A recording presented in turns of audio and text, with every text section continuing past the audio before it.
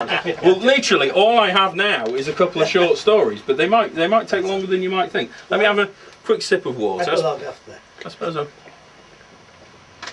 What do we think? Do you want to take a break? No, I can fly on through. If yeah. I mean, I've nearly finished, I must say. Yeah. You know, so I suppose if there's tape left, I haven't done an hour, so. Okay, so these are stories I did for Oxfam short story competitions. The first one was my actual prize winning one. How many people entered? I was the judge, jury and executioner. Was it Jackie accepted it? So, Namu Trotsky Butsu. A word of explanation. This story is set in a version of Buddha Amida's Pure Land, a kind of Buddhist heaven where the members of the Pure Land sect believe one is reborn if one faithfully chants Namu Amida Butsu. In this land, all barriers to enlightenment are removed, such that even the birds chant the sutras. In a strange Buddhist paradox, it is considered particularly unfortunate to be reborn as a bird, thus begging the question, why do these birds sing the Buddha's praises? The fact that the story stars the chief protagonists of the Russian Revolution is entirely to do with the writer's own personal struggle with reconciling his Marxist-Leninist youth with his later interest in the teachings of Buddhism. V.I. Lenin appears courtesy of Island Records. His forthcoming duet with Bob Marley, Get Up, Stand Up When the Party Says So, will be available for download next week. Namu Trotsky Butsu. Leon Trotsky looked up from his coffee. The birds were singing sutras.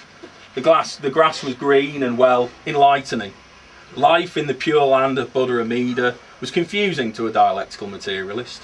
Leon, for that is what they called him here, finished his coffee and took a walk through the park. To all intents and purposes, it was the socialist paradise he had fought for. He enjoyed his work in the collective laundry. Wash, dry, fold. Wash, dry, fold. The being in the moment of it all. So different from the intellectual struggle he had fought with his pen against the Tsar, then the bourgeoisie, then the Stalinist bureaucracy. Here there was no struggle, only an abundance of opportunities for enlightenment. But something was wrong. It was at that moment that a bird appeared. This was outrage common enough, but this bird was bald, with a goatee beard and an outrageous Russian accent. Comrade Trotsky, it is I, V.I. Lenin. Amida Butsu, exclaimed Leon. I never expected to see you here. I thought your attachment to the doctrine of dialectical materialism would surely hold you back from realising the unity of mind and matter. Are you not, a bit too materialist for this place? That's why I'm here as a bird, comrade. I have no choice but to preach the virtues of enlightenment as the karmic consequences for my having paved the way for Stalin. What happened to Stalin? Ha! He is professional shit-eater in the hell realm. Leon took a breath. He hadn't really spent much time thinking about the sharp end of samsara, the wheel of birth and death. He had been so well rewarded for keeping the torch of true socialism alive that he just plain forgot that for those that went the other way laid a fate of paying in flesh for their negative actions. He sucked his teeth. Negative. Positive. There he was again making dualistic judgments. Poor man, he said. Fuck him, said Lenin. If I deserve to be bird, he deserves to eat shit. I made a revolution, he will reverse it. Thesis, antithesis, synthesis. That's all there is to it. Leon sighed. In the past he would have agreed. But Vladimir, the Chinese bureaucratic collectivist regime would say the same thing while they oppress people, and they have adopted Confucianism. What you're saying is just yin and yang, the old story about duality. I thought it was one of the birds of Buddha Amida, you would know that all is harmony. Fuck harmony. Do you know how hard I work? I get up at dawn and sing till dusk. Here we go with the guilt trip, thought Leon. Prolier than thou. Vladimir hadn't moved on much. The only thing that cheers me up is the thought of that steel bastard eating shit for eternity. Leon felt a sudden pain in his body. Nowhere in particular, just in his body. He suddenly realised that this was compassion. In a flash, the Pure Land seemed to melt, as he realised that he was feeling compassion for the man who had killed him, had killed his family, and had ruined everything he had ever fought for. At that moment, he saw the unity of duality. He saw at one extreme the bliss of enlightenment. At the other, he saw the agony of going into the hell realm in order to save his greatest enemy. And he saw that they were the same. He took the vow. Sentient beings are numberless. I vowed to save them all. And he set off on his endless path to save his enemy, realising that the end of this path and its beginning were essentially the same. I think you should give me a pious little round of applause. Sort of nod of approval of the deep, profound religious feeling that went into that story. Yes. The big Charivari. The theme this time was charity. Writing this story on the theme of charity was a challenge, until I looked up the word in the dictionary, and the entry next to it is charivari, a medieval tradition of holding a mock serenade on the occasion of an unpopular wedding, be that the bride or groom was too old, was a widower or widow, etc. Sometimes these events took place simply to irritate someone unpopular with the villagers. The church took a dim view of these events as they involved people taking moral law into their own hands. If I take law into my own hands here, I beg your indulgence. Thatcherism and society lay side by side in the cold room.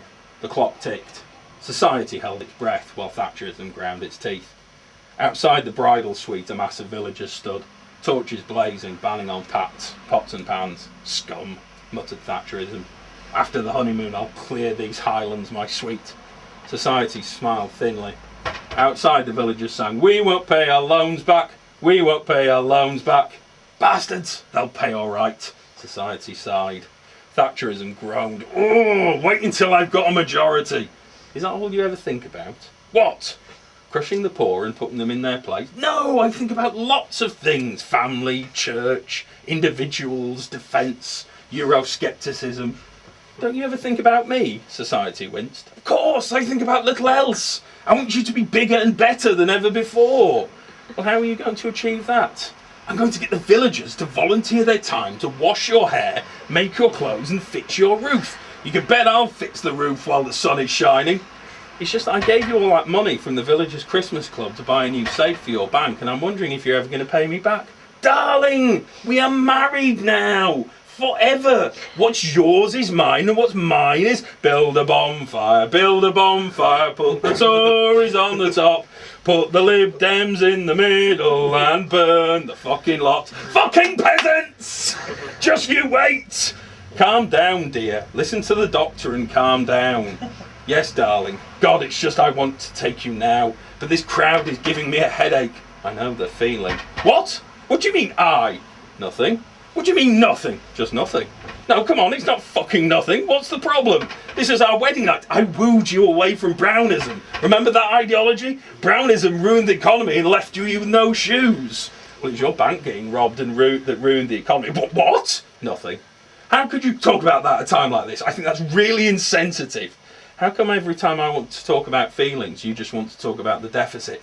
Come on, baby, you know we've got to get the deficit down. It's in the national interest. Society rolled its arms and folded its arms. What? You know what. Oh, for fuck's sake. This was going to be a long night, Thatcherism thought.